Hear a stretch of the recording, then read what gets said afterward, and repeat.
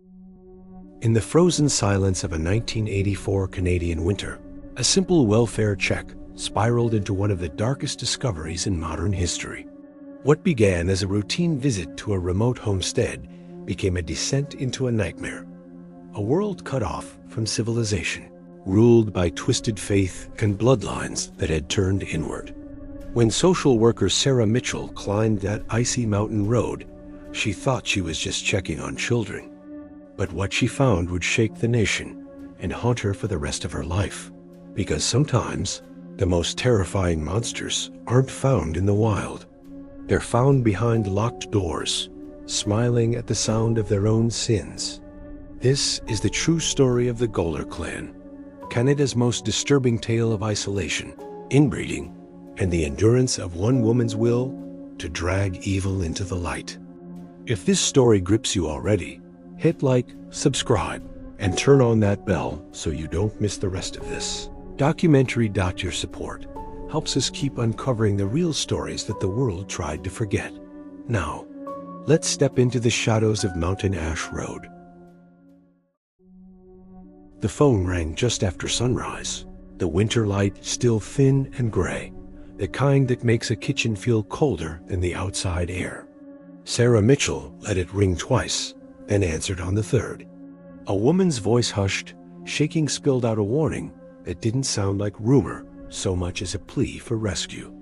"There are children up on Mountain Ash Road," the caller said, words tumbling, breath hitching.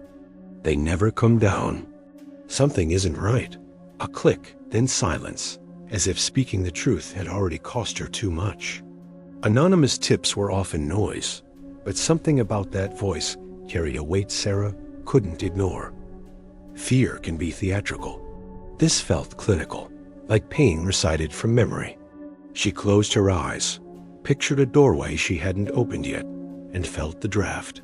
Her supervisor, Bill, skimmed protocol like a grocery list document. Verify, don't overreach.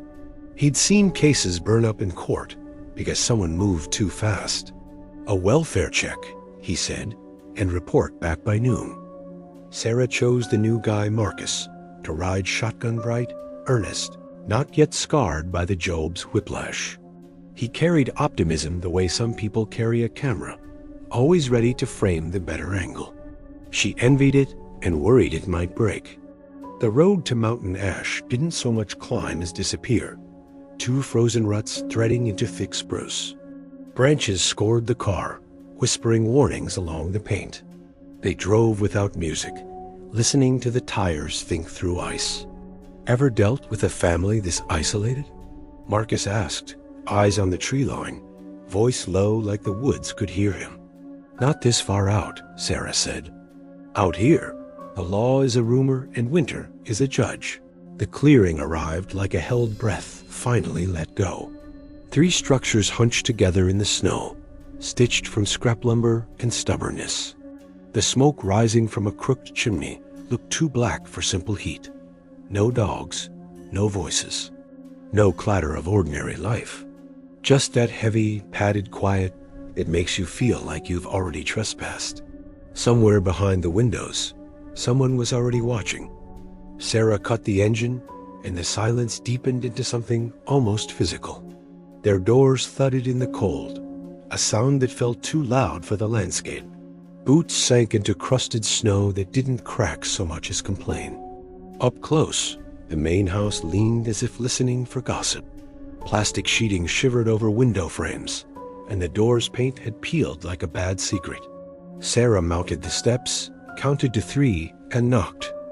The woman who opened the door could have been 40 or 60. Winter and hard living erode numbers in unpredictable ways. Her eyes were pale and still, the way winter lakes get when they decide not to thaw. "Yes," she said, not curious, not welcoming, just a cold ledger entry. "Social services," Sarah said, presenting her ID with a steady hand. "We received a call about children." The woman held her stare for a long beat, then turned and drifted back into the dimness, leaving the door open like a dare. Inside smelled of smoke and damp wood and something sweetly spoiled. The light was the color of dishwater, filtered through plastic and long habit. It took Sarah's eyes a moment to adjust, and then the shadows resolved into people. They were everywhere and nowhere, appearing in doorways like pauses in conversation. An old man with a beard like frost. A young man with the same pale eyes. 2 teenage girls in dresses a century out of date. And children, silent, watchful children. Silence in a room of children is never just silence. It's an instruction. Sarah scanned faces for curiosity, mischief, fear, anything that looked like childhood. She found only gaze, fixed, flat, rehearsed. "I'm looking for the head of household," Sarah said, voice threaded with calm she didn't fully feel. The old man stepped forward with the grudging authority of someone long accustomed to being obeyed. "Caleb," he said. "This is my family." She explained the welfare check, the routine nature of it, the need to ensure the children were safe. Words that usually softened edges slid off like sleet on tin. "We are safe," Caleb said. "We are in God's hands." "God's hands don't preclude a thermometer," Sarah replied gently. "May I ask how many children live here?" He considered this like an essay question. 14, he said. "Across the houses. 14. The number hung in the cold air like visible breath. "And adults?" Marcus asked. 7, Caleb said. "If you count Rebecca." "She's 16. Married." The word married fell with a dull weight. Sarah clocked details while keeping her face neutral. Underheated rooms upstairs, mattresses on floors, blankets thin as arguments, a window gap whistling something like a warning. She could document all of it and still fall short of proof. When Marcus offered a smile to a small girl with tangled hair, the child reached for his hand on instinct. The woman from the doorway snapped forward and yanked her back, fast as a mousetrap. The girl didn't cry. She didn't even blink. "Children don't speak to outsiders," the woman said, voice ironed flat. "Rules stated as weather." Sarah's stomach tightened. Conditioned silence is a symptom. It's also a lock. "I'll need to speak with the children privately," Sarah said, carefully. Standard procedure. The room's temperature seemed to drop another degree. Adults shifted subtly, becoming furniture blocking exits. Caleb studied her the way chess players study boards they don't like. "The back room," he said at last. Quickly, he gestured toward a door that stuck before it opened, like it had learned to resist. Inside was cramped and tool-scented, a workbench crusted with old tasks. Sarah crouched to the little girl's eye level. Hands open, voice soft. "I'm Sarah. I just want to make sure you're okay." The girl stared with eyes the color of winter sky. Staring isn't the same as seeing. Sarah felt the difference. "Do you go to school?" A pause. "Are you afraid?" A flicker small, but real, rippling the surface. "I'm not supposed to talk," the girl whispered, a sound so thin it felt afraid of the air. "Who told you that?" Sarah asked. The girl's gaze slid toward the door, then back like she'd broken a rule just by moving it. "What happens if you do?" Sarah asked, keeping her voice level, anchoring her. The girl's mouth opened, as if pulling something heavy up from a well. Footsteps approached. The door swung wider. "Time's up," the woman said, filling the doorway with authority sharpened by fear. "We've answered your questions." It sounded like a practiced line, part of a script they'd rehearsed for outsiders. Sarah stood slowly, mapping escape routes that weren't obvious. "We'll schedule a follow-up," she said. "We'll need to see all 14 children." Caleb appeared, silent as a habit. "We'll be here," he said, too smoothly. On the porch, the cold bit cleanly, like truth. Sarah walked to the car without looking back, then allowed herself a glance in the mirror. The family had spilled outside and arranged themselves in a line, perfectly still, their eyes following the car like compass needles. "Did you see their eyes?" Marcus asked once the doors closed, breath fogging the glass. "I saw everything they were taught not to feel," Sarah said. And I heard the part they were afraid to say. They drove down the mountain in a quiet that wasn't restful. The car thawed slowly. Their thoughts did not. Protocol requires proof. Proof requires access. Access requires permission. The circle tightened. Back at the office, fluorescent lights made everyone look tired. Bill read the preliminary notes, pinched the bridge of his nose, and said what experience says when hope is loud. It's bad, but not enough. Then we widened the lens, Sarah said. Records, neighbors, anyone who's crossed paths with them at a gas pump or a clinic or a winter fair. A web of isolation still touches the world somewhere. In the county archives, time smelled like paper and glue. Dorothy, the keeper of old ledgers, recognized the family name in a way that suggested history with splinters. They've been up there a long while, she said. Long enough for people to stop asking, did anyone ever look? Marcus asked, gentle. Dorothy's mouth thinned. Once, a girl came down years ago, said things nobody wanted to write down. Folks decided she was troubled. Easier that way. Truth unasked ages into something brittle. Dorothy unspooled bits property bought in cash, births not filed, names repeating through decades like a stuck hymn. The family tree didn't branch so much as loop back on itself. On the drive back, the winter sun failed quickly, the sky turning the color of steel. Marcus stared out at the fields, their fences half buried, and said nothing. Sarah let the silence sit. Some realizations prefer to arrive unchaperoned. That night, she couldn't stop seeing the girl's mouth forming words she'd swallowed. Help us, not spoken, but clear as breath on cold glass. Sarah set the kettle to boil, then forgot to pour the tea. Sleep was a hallway with lights that wouldn't turn on.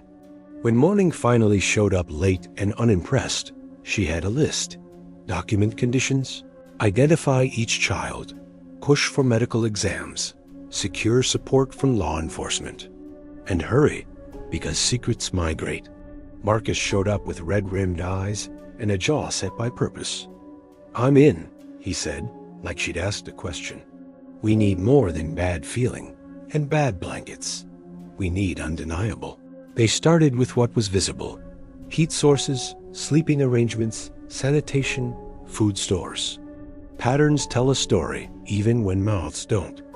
Sarah built a map of details meant to be trivial and made them coherent. When they approached the sheriff's office, Sarah expected skepticism. Instead, she found Deputy Brennan, a man with the weary focus of someone who has been waiting years to be asked the right question. Mountain ash, he said, and rubbed his jaw. He'd been there once, decades ago, when a girl no one believed asked to be heard. The investigation had withered under the weight of insufficient evidence, a phrase that can bury truth if you let it. He didn't plan to let it again. I'll go with you, Brennan said, a simple sentence that felt like a plank dropping across a ravine. But you need paper, Sarah nodded. Paper is permission. It is also protection. They gathered affidavits, old notes, Dorothy's ledger citations, and the echo of that phone call. A judge doesn't sign warrants for vibes. She signs for patterns that look like harm arranged with intent. By late afternoon, the sky spit hard snow that didn't bother with flakes. Sarah looked at the forecast and pressed anyway. Windows close. Families like this learn to vanish into the weather. On the way back up the mountain, she tried to remember the smell of that house without remembering the eyes. Smell is honest. Eyes can be taught to lie. Her breath fogged the windshield. The wipers kept time. The clearing looked unchanged and entirely different, the way a stage looks different when you know the lines. The smoke was darker. The bodies were ready. The silence had sharpened. Brennan handled the announcement warrants, searches, medical exams, his voice steady enough to hang a bridge on. The adults didn't shout. They didn't plead. They looked past him like someone reading text on a far wall. Sarah counted children, careful as a banker counting cash. 14.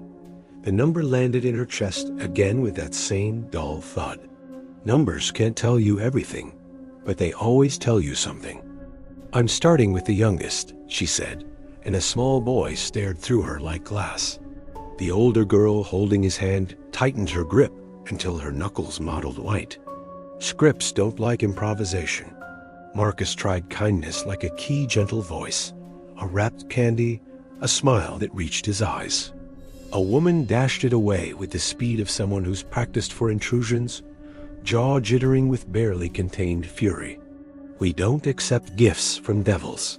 That was the first visible crack. Judge or no judge, this would not be easy. Separate the adults and children, Brennan said quietly, moving officers like chess pieces. Calm is a tactic. Don't mistake it for peace. Then the little girl with tangled hair stepped forward again.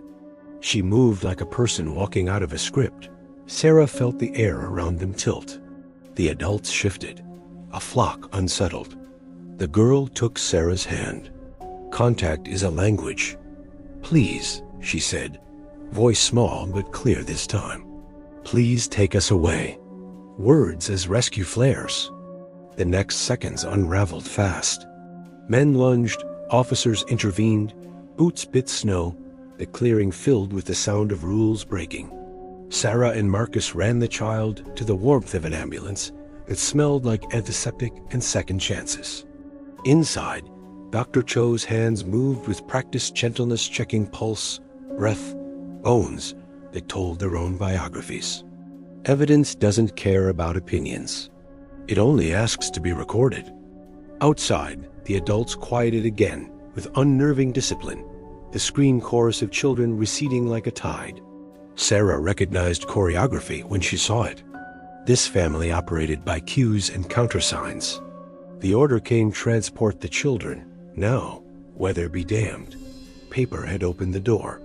The child's plea had blown it off its hinges. Judges don't often get to witness the reason behind their signatures. Today, one had.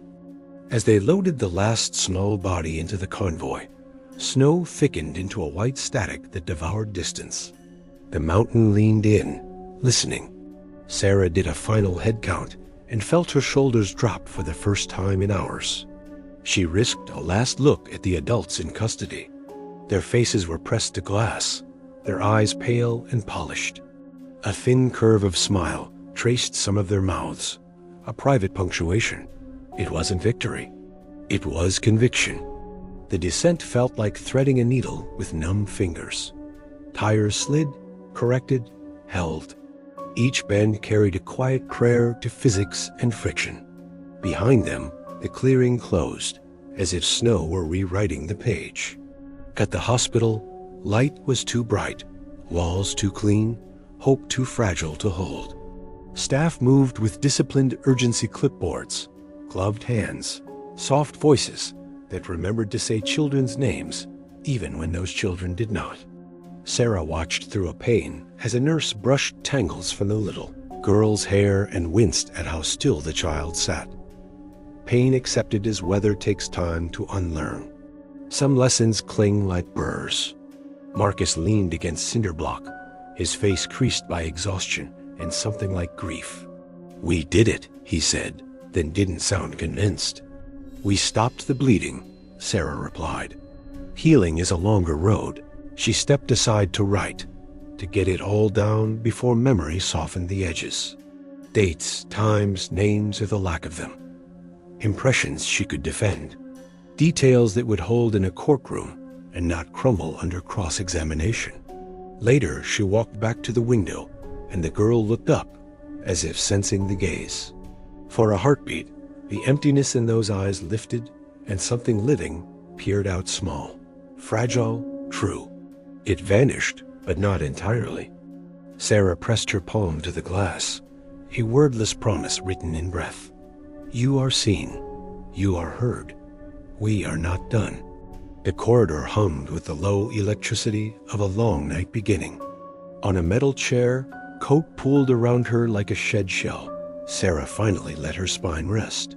Outside, snow kept writing its quiet message over the city. Inside, a different kind of weather was changing shape. Work would multiply in the morning paperwork, placements, interviews, and investigation widening like cracks in river ice. But for now, 14 children were warm and fed and watched over. Sometimes, for one night, that is the whole victory. She thought of the anonymous caller and hoped the relief found her wherever she hid. Courage doesn't always look like confrontation. Sometimes it sounds like a shaking voice that still dials. And she thought of the woman in the doorway, and Caleb's polished certainty, and the rules spoken like scripture. Belief is a powerful tool. In the wrong hands, it is also a blade. By the time dawn smudged the edges of the sky, Sarah had stitched the day into a report that could stand. Truth needs structure to survive. She gave it bones. She closed her notebook, looked down the hallway one more time, and felt the weight of the next steps heavier than snow, lighter than silence. Somewhere in those rooms, childhood would try to regrow. She intended to make room for it. By morning, the anonymous voice had hardened into a checklist of tasks that wouldn't let Sarah breathe. Names to trace, ledgers to find, silences to test for echo. She underlined Mountain Ash Road twice and pinned it center board. The county archives smelled like damp wool and old ink. Winter pressed between pages that remembered more than people did. Dorothy, the records clerk, greeted them with a nod that creaked like a hinge. She pulled a stool with the confidence of someone who knows where the bones are buried. Goler, Dorothy murmured, letting the name hang like smoke that wouldn't clear. Been a while since anyone asked without flinching. Her fingers found a cloth-bound ledger whose spine had been bent by stubborn hands in time. Cash land purchase in the 1930s, filing sparse, receipts that preferred rumor to ink. Births appearing, vanishing, then reappearing with eerie symmetry. It read like a family trying to disappear in plain sight. The family tree didn't branch. It looped. Fathers who were uncles, sisters who were wives, cousins collapsing into themselves. Kin turned into arithmetic that refused to resolve. Did anyone ever push this? Marcus asked, finger hovering over a gap in dates like a bruise. Dorothy exhaled like she'd been holding a decade in her chest. Once, people got tired before the truth did. Sarah wrote while Dorothy remembered an escaped girl and a town that blinked because blinking felt like mercy. Not malice fatigue disguised as prudence. The kind that turns away before the light reaches the floor. Outside, wind scored frost across the window like a fingernail on glass. Inside, Sarah boxed Hannah to 1967 and pressed her pen until the paper dented. A square that meant now, not later. They followed the thread to a psychiatric ward 2 towns over, where doors clicked and kept. Green corridors, soft shoes, and the padded hush of careful care. The building breathed on a rhythm designed to slow the pulse. Dr. Cole met them with a thin file and a steady, unhurried gaze. Hannah's story never changed, he said, voice even as a metronome. Consistency isn't proof, but it refuses to be nothing. By the window, a woman turned pale eyes like winter water, hands knitting hair. Sarah crouched to meet her and offered her name like a blanket held close. She kept her voice small enough to fit in a frightened room. I need to understand the mountain, she said, careful with each syllable. I need to know what the world refused to see. She didn't ask for trust. She tried to earn it in the spaces between words. Memory thawed slowly, then gathered pace like snowmelt. Hannah spoke of rules. Don't speak. Don't question. Don't leave. Rules written as weather and enforced like scripture. Scripture bent into cages. Obedience sharpened into tools that cut both ways. The family wasn't a tree. It was a knot, bloodlines tied tight enough to strangle. Innocence was sanded down with chores and punishments dressed in verses. Children learned to sit still, to watch, to stop being children. Curiosity was treated like a sin that required fasting. Sarah took notes like scaffolding, giving the story somewhere to stand. A witness keeps the ground from swallowing the truth.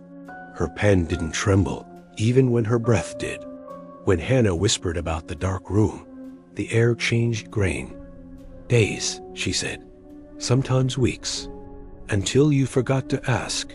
The word forgot sounded like something somebody else did to you. Dr. Cole watched the clock without rushing them, the ethic of care in every silence. When fatigue arrived, he ended the session like closing a door without slamming it. He promised Hannah tomorrow would come softly. Outside, winter flattened the parking lot into sheet metal. Marcus stared at nothing nearby until his breath remembered how to leave. How do you map a labyrinth when the walls move? He asked. Brick by brick, Sarah said, fingers tight around her notebook. And mark where it hurt stand.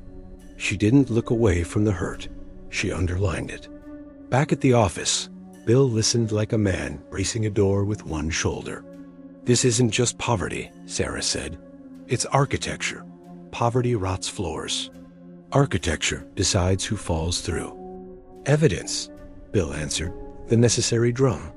Or we lose them back to the mountain. He knew courts liked bruises, not instincts. Then we move with paper, Sarah said. Exams, inspections, separation orders. Paper opens doors and holds them open when fear tries to slam them. Deputy Brennan called back like he'd been waiting beside the phone for 17 years. I was there in '67, he admitted, voice graveled by regret. We blinked. I won't again. He gave context without alibi, who stalled, who softened, who hid behind policy. Regret turned into coordinates they could actually use. He carried a map made of missed chances. Affidavits stacked. Dorothy's entries, Hannah's consistency, Sarah's observations, Brennan's history. A frame sturdy enough for a judge to lean on without wobble. The weight began to shift. Judge Whitmore read without theatrics and signed without delay. Warrants don't need speeches, only cause, scope, and courage. The ink looked heavier than it should. They set the timeline like a bone firm, aligned, fast. Snow threatened, secrecy thickened. Vanishing was a practiced family craft. The window for action narrowed to an edge. Sarah walked the corridor and checked herself for exit ramps. Every big case offers one. She stepped past it on purpose. Fear acknowledged, not obeyed. The hospital was briefed in the grammar of triage beds, pediatrics, on-call psych, secure entrances. Logistics zipped up like teeth, aligning across a zipper. Everyone would be ready to hold what arrived. Marcus packed interview kits, forms, water, crayons, tissues, soft bears with missing eyes. Prepare for words to break and for silence to be the loudest sound. He placed hope beside protocol. They canvassed town quietly: mechanic, grocer, clinic receptionist, librarian with a long memory. Everyone remembered coats and boots. Nobody knew a birthday. The absence sounded like a bell.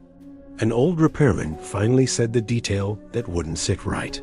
Those kids never cried, he murmured, studying his hands as if they might confess. Some silences are taught like hymns. Sarah wrote it down because honest bricks still build. She underlined it once and drew an arrow to Hannah's rules. Patterns like these don't happen by accident.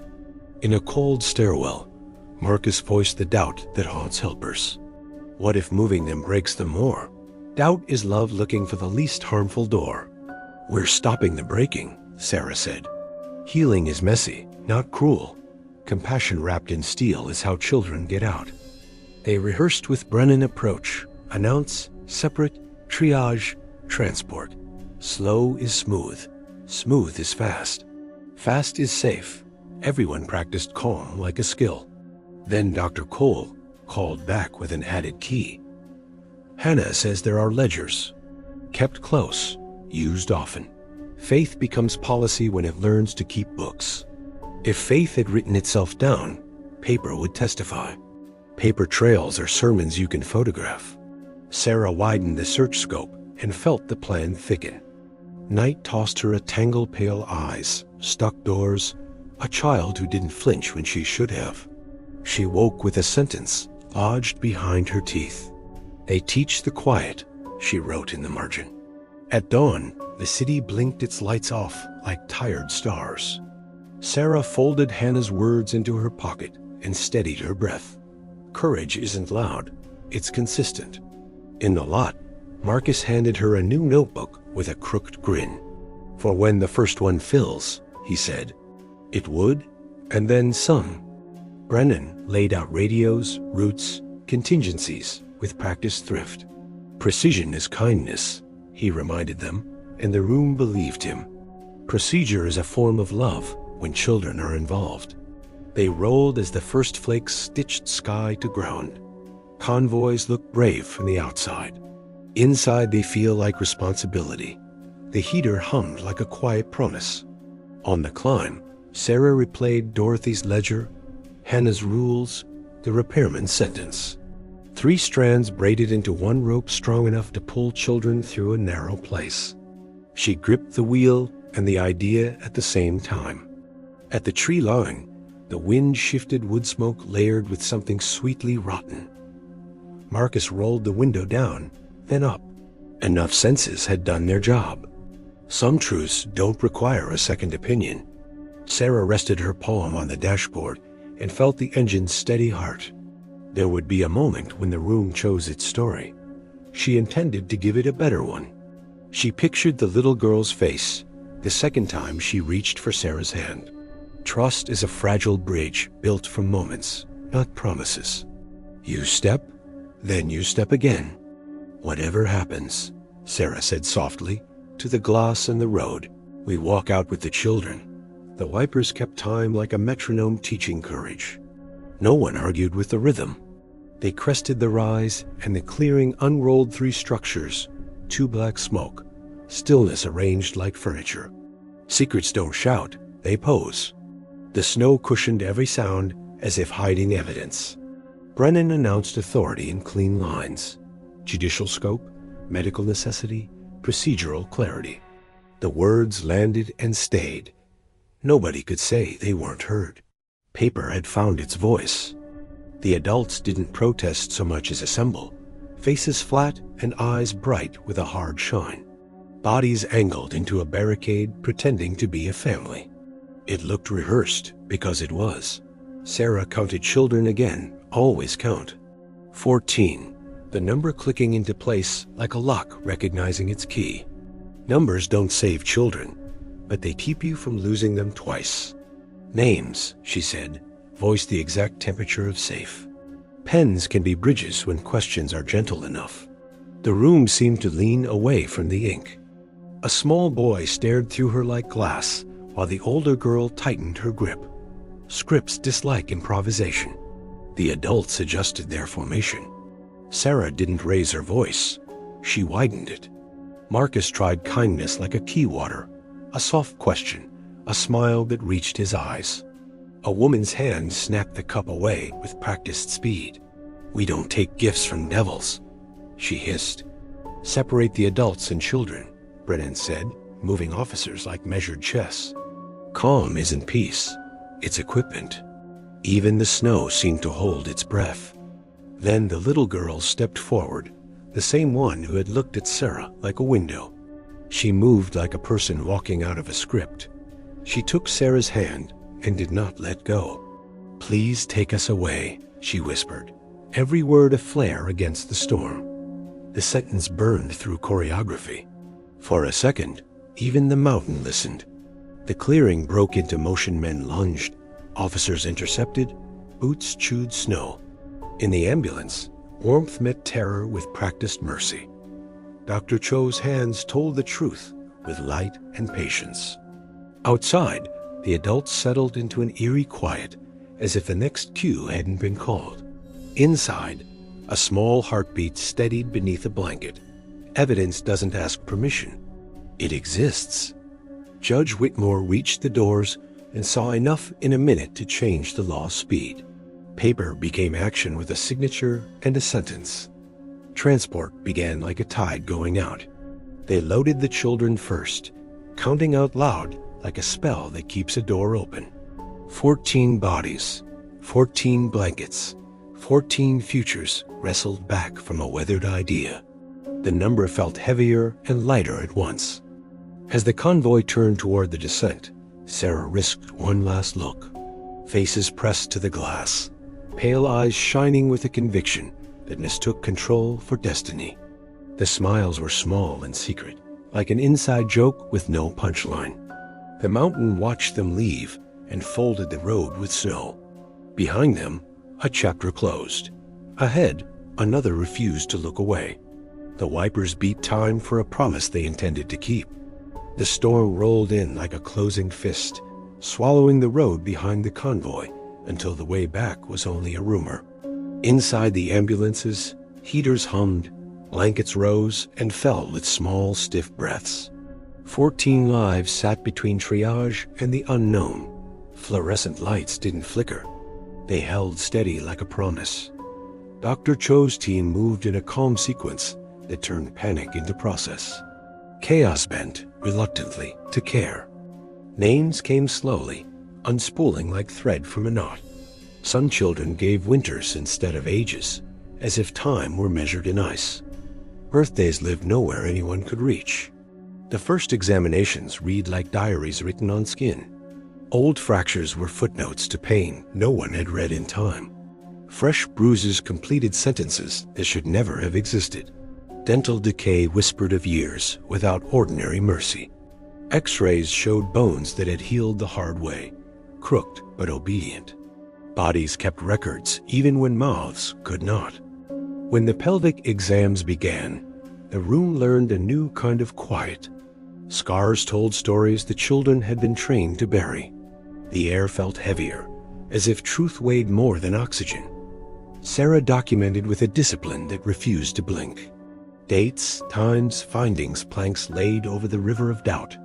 Every detail strapped the case to something that would not move. Marcus set up a small island of normal paper, water cups, a jar of crayons. He didn't ask for stories. He invited color. Sometimes color arrived and stayed. A boy drew a house without windows and colored the door black. Another sketched hands without fingers, then shrugged like he'd run out of permission. Silence shaded the rest. Emma sat watchful, muscles braced for punishment that didn't come. When the nurse brushed her hair, she didn't flinch, only stared ahead. Expectation can be a cage more than a reflex. The prosecutors arrived with notebooks and inside voices. Dr. Cho translated medicine into words that would stand up in court. Chronic neglect, repeated trauma, evidence of systematic sexual assault. Evidence thickened folders until they felt heavier than paper. The DA mapped a timeline on a whiteboard no one wanted to fill. Gravity settled in on cue. Brennan briefed the officers posted in the halls. No ceremony, no victory laps, just watchfulness tuned to children. His sentences were short because the work was long. Judge Whitmore walked the ward once, taking photographs with her eyes. She thanked a nurse who didn't stop moving. She spoke softly to a child who refused to speak back. Midday, forensics called from the mountain. Ledger books had been found beneath floorboards, wrapped, indexed, handled often. Faith was keeping books. Columns stacked names like equations that never balanced. Lines looped blood back onto itself until family became arithmetic. A heading read, Marks of Purity in neat practice script. A second call knocked the room colder. In the half-buried outbuilding, chains bolted into stone circled a dirt floor. Tally marks carved by fingernails reached 317 beneath one shackle. They photographed everything as if the lens could pray. No interpretation, only witness. The light didn't soften a thing. Back at the hospital, the children fractured along different lines. Some folded into silence. Some clung to routine as if it floated. The staff adjusted their pace to breaths instead of schedules. One teen whispered, "Will I be punished for eating slow?" Another apologized after every answer, even when she hadn't spoken. Scripts echoed louder than monitors. A therapist joined Marcus on the tile and folded paper into animals. They built small worlds where a door could open and nothing bad followed. Choice took its first uncertain step. Emma asked for Sarah without preface. I said it, she breathed. Please don't let them put me in the dark. You're not going back, Sarah said, words strapped down like furniture in a storm. Our doors lock to keep you safe. The promise felt like a structure, not a sentence.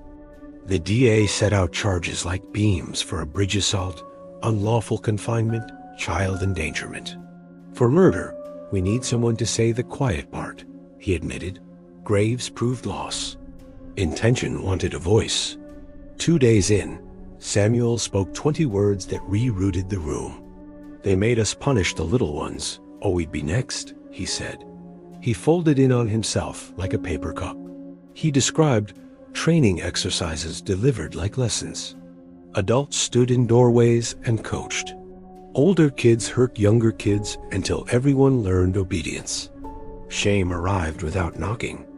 Sarah kept his posture from collapsing with a steady palm on the table. We are not our orders, she said, for him and for anyone listening. We are what we choose after. That night he tried to hang himself with a torn sheet. An aide found him before silence did. A monitor took up residence outside his door, like a sentinel. The ward adjusted grief and protocol, sharing a clipboard. Staff spoke in clear voices that didn't hide the truth. Care traveled faster than rumor. Beyond the hospital, the storm of attention grew teeth. Reporters called, satellites circled. Cameras asked to be let in. Brennan's answer stayed the same. Children first. Headlines never. Sarah wrote until midnight, building a spine out of facts. Every claim had a rib that could handle cross-examination. The folder closed with a weight that felt like duty, not relief. Morning delivered a new rhythm court orders, transport lists, placement calls. Foster homes were briefed with candor and boundaries. Hope checked its mirrors and merged carefully. 2 teenage girls were pregnant. The ultrasound tech swallowed hard and kept measuring. The word fixable appeared later for a cleft palate and felt like sunlight through thick glass. Detectives chased initials from the ledgers to surnames on coastal rolls. Property records sketched a line toward salt and fog. Emma supplied 2 words, Eastern Branch, and a smell she couldn't forget. The coastal compound unraveled under daylight with fewer theatrics. 15 more children recovered, 3 adults in custody, another cruel room accounted for. 5 babies found alive in makeshift cribs that didn't deserve the word. Beds filled, therapists widened circles, nurses recalibrated routines. The ward became a small city of careful mornings. Progress measured itself in questions asked unprompted. The prosecutors met the children where they were, not where a script demanded. Testimony would be invited and guarded, never mind. A courtroom would not become another punishment room. Emma chose to speak because the idea of the others left behind hurt her worse than memory. She held a stuffed rabbit and described a baby whose crying faded to nothing. The court reporter's keys sounded like rain on a roof. When the defense later implied she'd been coached, she didn't coached. She didn't look away. You taught us to lie, she said. Now I'm learning something else. The room remembered how to breathe. Forensics matched DNA that folded back on itself like a snake biting its tail. Science testified where language frayed. The ledgers backed the bodies. The bodies backed the ledgers. Brennan sat with his coffee going cold and watched the sun fail to rise past the clouds. We should have pushed in 67, he said to no one, or to the years. Regret didn't help, but it paid attention now. Sarah walked the hall at dusk and counted what she could control. 1. Safety. 2. Care. 3. Truth that doesn't buckle when the room gets loud. A child laughed mid-popsicle, surprised by the sound in his own mouth. Another asked what a birthday was and picked a month on instinct. The nurse wrote it down like a birthright being reclaimed. Marcus taped a paper sun to the window and labeled it tomorrow. It stayed through shift changes and a hard night. Someone added a paper moon that said, "Rest." Judge Whitmore reviewed affidavits until the corners went soft. She signed warrants with a hand that didn't shake. Paper kept making doors where walls thought they were permanent. Defense counsel tested the system's seams with polite knives. The prosecutors answered with receipts and radiology. The case learned to carry itself without needing to shout. Sarah visited Samuel and found him sitting up, eyes clearer if not gentler. "Am I ruined?" he asked, voice too old for his age. "No," she said. "You're interrupted. That's different. We can work with interrupted." Night thawed its grip on the roads. Ice fell from eaves like old arguments. Inside, the children began to sleep in longer stretches. Dreams had room to be about nothing for a minute. Marshals transported the first adults with chains that clanked a familiar language. The patrol car windows reflected a sky that wouldn't break. Inside the ward, no one opened champagne. Dr. Cho compiled summaries that read like weather maps of harm. Systems under pressure, warnings extended. Some relief likely with sustained intervention. She allowed herself one long breath between pages. Emma learned the word testify and tried it on her tongue without flinching. She chose a blue dress with small white flowers because it felt like daylight. Sarah sat in the front row in case gravity failed. The child spoke, and the room tilted toward her instead of away. She didn't embellish. She remembered. Grief listened and took notes. The ledgers, the room, the bodies, the science, the voices together, they formed a spine the defense couldn't bend. The jury didn't look at the floor when the photographs appeared. They looked and didn't look away. Sarah stood by the glass and watched a nurse unlearn a knot in a little girl's hair. Gentle took longer than force, and that was the point. The girl winced, then sighed, then leaned. In the quiet after shift change, the ward lights dimmed to something kind. Somewhere down the hall, a monitor stopped beeping, not from loss, but because someone had finally fallen asleep. The night accepted the gift and didn't wake them. When exhaustion tried to turn courage into ash, Sarah repeated the smallest plan. Keep them safe. Tell the truth. Build a life that doesn't require bravery every hour. Outside, the city thawed one gutter at a time. Inside, a different thaw moved through rooms, slow and stubborn. Survival began trading places with living and didn't apologize for the time it took. The courthouse smelled like old wood and new nerves, a place where stories are forced to stand upright. Reporters lined the steps like birds on a wire. Inside, the clock seemed louder than it should. Caleb entered in chains that clinked like punctuation you couldn't ignore. The others followed, eyes pale and polished as ever. They faced forward as if the future were a mirror. The charges stacked like winter drifts assault, unlawful confinement, child endangerment, conspiracy. Each count was a beam in a bridge meant to hold. The indictment read like a map out of the dark. Sarah sat behind the prosecution table with a notebook that had become a spine. Brennan stood near the aisle, hat in his hands, regret tucked under his arm like a file. The DA flipped pages whose corners knew fingerprints by name. The defense framed the mountain as poverty misunderstood. Culture, isolation, mistrust of outsiders' words arranged to look like mercy. But mercy without accountability is just camouflage. Dr. Cho opened with medicine translated into human. Terminology softened, evidence sharpened. "This is what trauma looks like when it learns your address," she said. X-rays and charts didn't blink, so the jury didn't either. Bones healed wrong because wrong was normal. Neglect measured itself in millimeters and months. The ledgers arrived sealed, were opened like a slow breath, and passed hand to hand.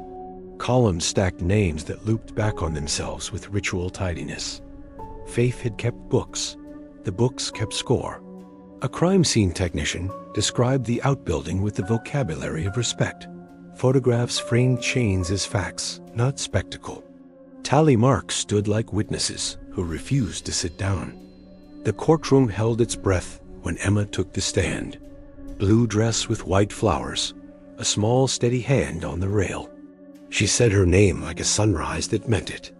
The DA asked questions that didn't bruise. Emma answered in small, exact sentences that didn't wander. She spoke like someone who had rehearsed how to breathe. "Did anyone tell you what to say?" The defense asked, polite blades sheathed in tone. "You taught us to lie," she replied. "Now I'm learning something else." The room didn't shift. The truth did. Samuel spoke with eyes on the table's grain. He described the training that turned children into enforcers. Shame tried to fold him. Sarah's gaze kept him unfolded. When the defense probed for revenge, Samuel shook his head once.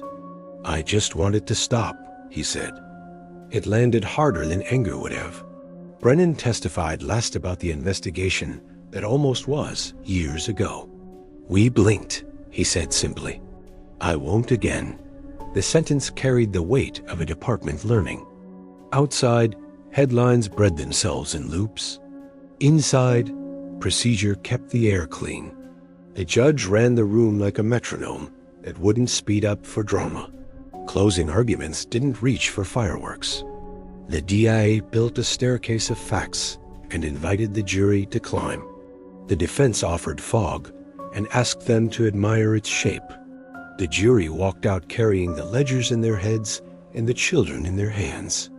Time stretched into a thin wire you could almost pluck. Sarah wrote one last note and stopped because there was nothing left to add. Verdict day arrived with a sky the color of steel. The foreperson's voice did not tremble. Guilty, guilty, guilty, each word a nail set true. Sentencing came with numbers that tried to translate harm. Years stacked like cordwood, some consecutive, some concurrent. No math felt equal to the story, but the story had a public ending. Caleb stared at a point past the gallery as if he could read text only he could see. The small smile didn't lift. It surrendered. Conviction is a peculiar kind of silence. In a quiet room afterward, Sarah let her shoulders drop. Brennan touched the brim of his hat and finally put it on. The DA sat down like someone who had been standing for months. Justice isn't a finish line. It's scaffolding. Survival climbs it and builds a second floor. This is where the real work hides. The first placements were temporary by design, safety first, roots later. Foster parents learned the rule of gentleness that doesn't flinch. Therapists set clocks by patience instead of progress. Nightmares arrived on schedule and left late. Doors had to be proven harmless, again and again. Nurses taught sleep to stop checking the corners. A cleft palate surgery happened on a Tuesday that smelled like antiseptic and hope. The surgeon said fixable again, and this time it sounded like a plan, not a wish. Recovery was measured in applesauce and small smiles. Samuel started drawing hands with fingers again. He labeled each finger with a word he could control stop. No, later, safe, mine. Language learned to hold weight without hurting. Emma visited a classroom and froze at the doorway like a deer at a tree line. The teacher knelt and waited, letting silence do the welcoming. Emma chose the seat by the window and learned the word recess. Birthdays were assigned where none had been recorded. Cakes felt loud.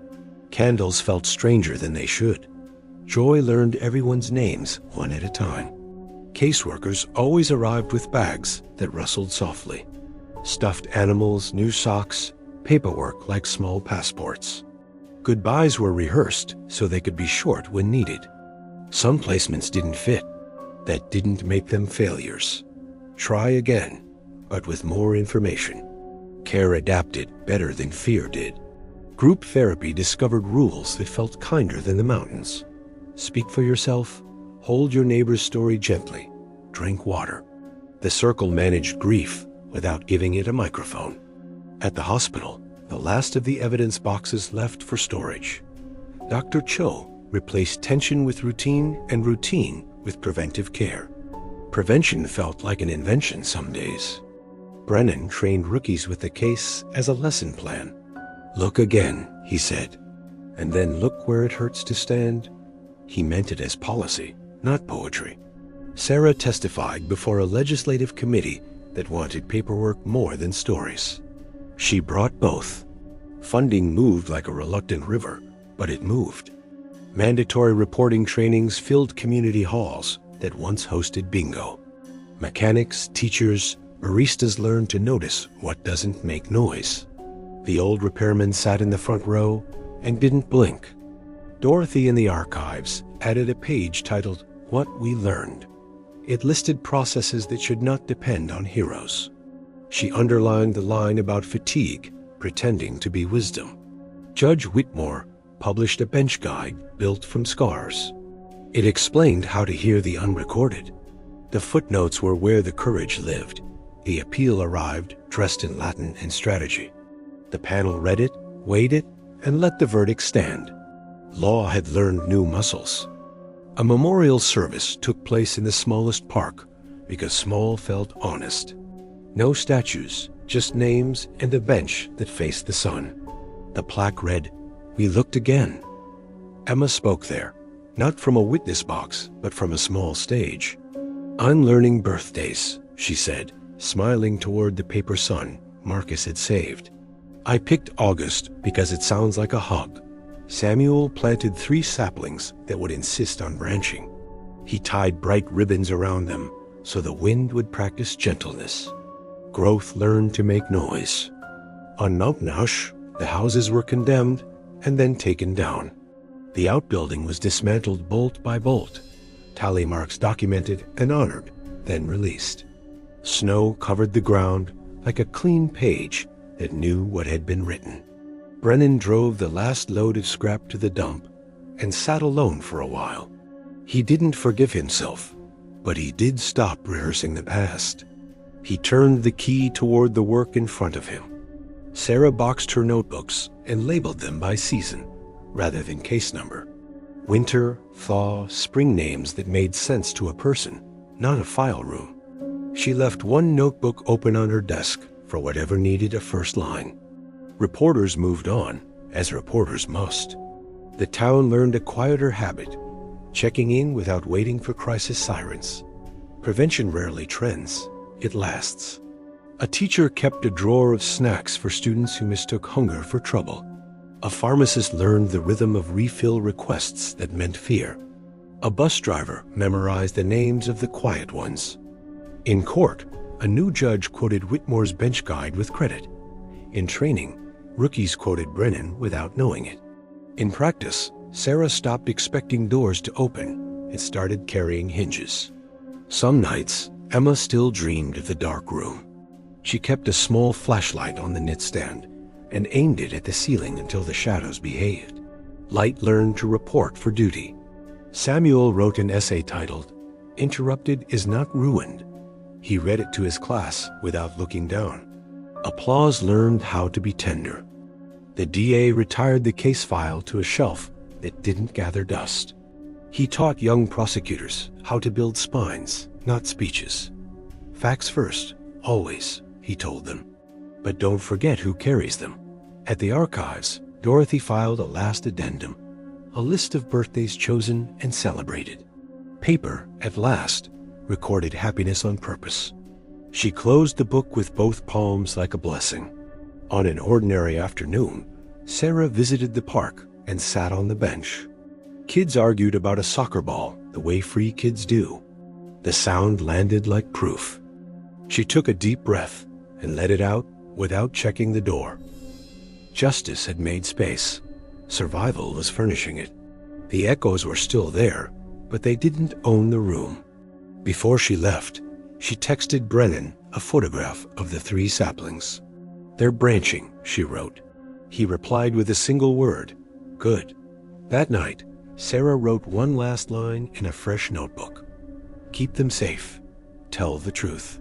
Build a world that doesn't need courage to be a child." The mountain did not vanish from maps. It learned new roads. The town did not forget. It learned better memory. And the children did not return to the dark. They grew toward the sun and didn't ask permission.